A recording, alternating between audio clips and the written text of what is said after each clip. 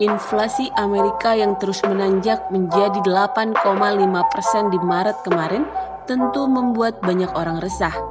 Kebijakan suku bunga The Fed yang lebih agresif bukan kabar baik untuk beberapa aset investasi.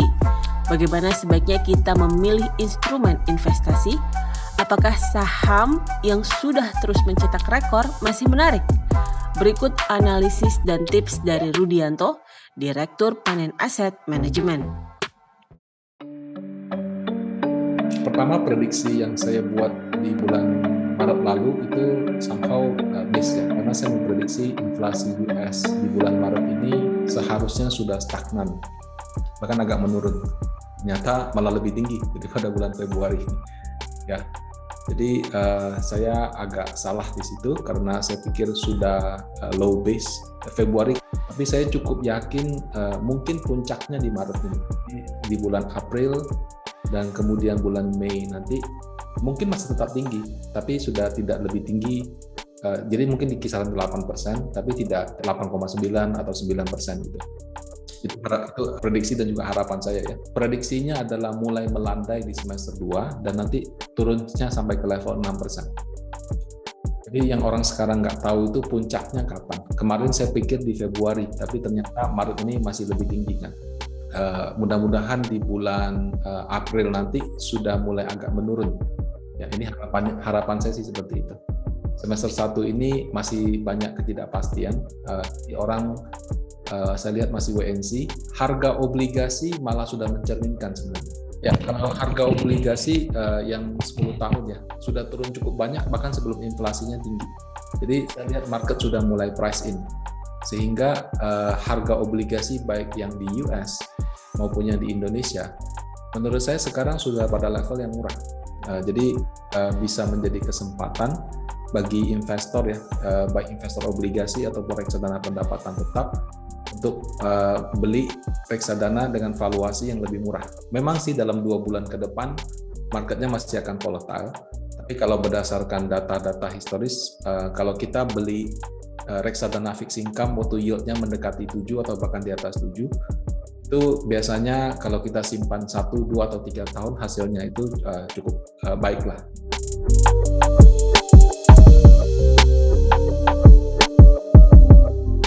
Sekarang sudah 6,93. Kalau perkiraan panen aset wajarnya di 6,3 sampai 6,8.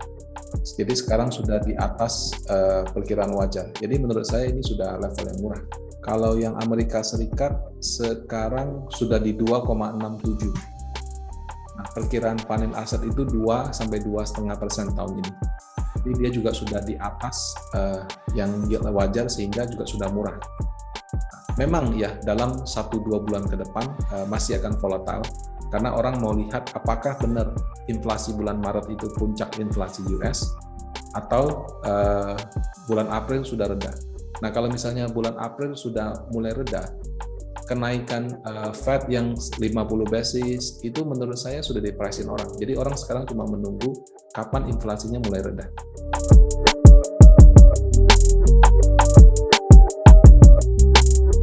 Sebagai investor reksadana, ketika yield-nya sudah di atas perkiraan yield wajar, itu menjadi suatu kesempatan untuk masuk ke reksadana atau ke obligasi. Kalau reksadana kan MI-nya yang memilihkan. Mungkin dia pilih yang 10 tahun, mungkin yang 3 tahun, mungkin dia combine sama corporate. Sebagai investor perorangan, kita kan mungkin bisa beli yang 10 tahun, 15 tahun, 30 tahun gitu. Nah, tapi memang tidak habis kita beli besok naik. Ya, itu mungkin dalam 2 bulan ke depan masih akan volatile. Dan saya pikir kalau kita memiliki view ya, nggak usah 3 tahun deh, pegang mungkin 1-2 tahun, biasanya ya, ketika yield-nya sudah 7% dan kita pegang 1-2 tahun, itu hasilnya lebih baik.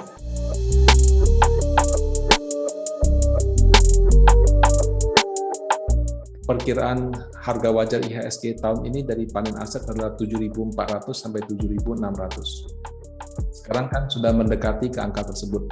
Jadi kalau misalkan kita mau beli, kan masih di bawah ya, nggak apa-apa dong. Nah, mungkin jualnya ketika target price-nya misalnya sepakat dengan Panin bahwa Anda percaya juga wajarnya 74 sampai 76. Jadi kalau misalkan Anda memiliki perkiraan harga wajar misalnya 9.000 misalnya atau 8.000, ya terserah Anda mau masuk kapan aja bisa kan. Tapi kalau Anda punya perkiraan harga wajar adalah 7.200, mungkin Anda malah harusnya merealisasikan keuntungan. Itu yang pertama dari sisi timing investor ya. Kemudian kalau dari sisi movernya, tahun ini sudah amat berbeda sama 2021. 2021 tuh IHSG naik 10%, big capsnya nggak gerak. Jadi kamu beli reksadana mungkin 70-80% reksadana yang saham ya, malah turun padahal IHSG-nya naik. Nah, untungnya tahun ini sudah tidak terjadi yang demikian. Tahun ini sampai dengan bulan Februari, awal Maret, rally-nya digerakkan oleh saham big caps perbankan yang sudah murah. Nah, kemudian dari Maret sampai April sekarang, big caps-nya saya lihat masih oke. Sempat ada Goto yang IPO, ya Goto kan 9% dari IHSG. Kalau dari awal kan sudah naiknya sekitar ya 10% adalah ya, gitu ya. Nah, berarti 1% dari kenaikan IHSG itu kontribusi Goto. Tapi kan Goto cuma hari pertama doang yang signifikan terhadap IHSG. Hari kedua, hari ketiga kan saya lihat sudah normal ya, sudah seperti saham BCA BRI biasanya. Penggerak yang banyak itu juga adalah dari sisi energi dan komoditas. Jadi yang perbankan di awal tahun, kemudian setelah perbankan naik, laporan keuangan sudah keluar, dividen sudah dibagi, orang beralih ke komoditas dan energi yang memang laporan keuangannya itu bagus dan diperkirakan masih akan bagus sampai dengan semester 1. Jadi kuartal 1, kuartal 2 2022 pun kelihatannya masih akan sangat bagus laporan keuangannya. Nah, ini yang menjadi index mover IHSG. Bedanya bobot energi, komoditi itu di IHSG jauh lebih kecil daripada perbankan. Jadi kalaupun ngangkat, itu ngangkatnya nggak banyak. Jadi tahun ini kenaikan pemulihan ekonomi itu akan membuat laba bersih emiten itu merata naik. Jadi tidak lagi terkonsentrasi ke 1-2 sektor. Meskipun ya yang paling untung tahun ini mungkin masih di komoditi dan energi. Karena kalau contoh kayak batu bara tahun lalu itu saya lihat laba bersihnya itu naiknya 4-5 kali lipat. Nah, yang kelapa sawit juga naik tapi naiknya nggak setinggi yang batu bara. Nah, tahun ini nggak mungkin naik 5 kali lipat.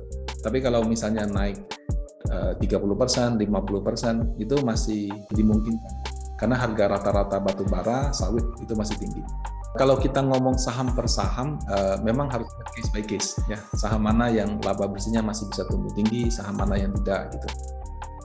Tapi kalau dalam konteks investor mau masuk reksadana, menurut saya kita berpedoman pada perkiraan harga wajar 74 sampai 76. Jadi kalau misalnya sudah mendekati atau bahkan lebih tinggi, ya mungkin ada baiknya kita profit taking.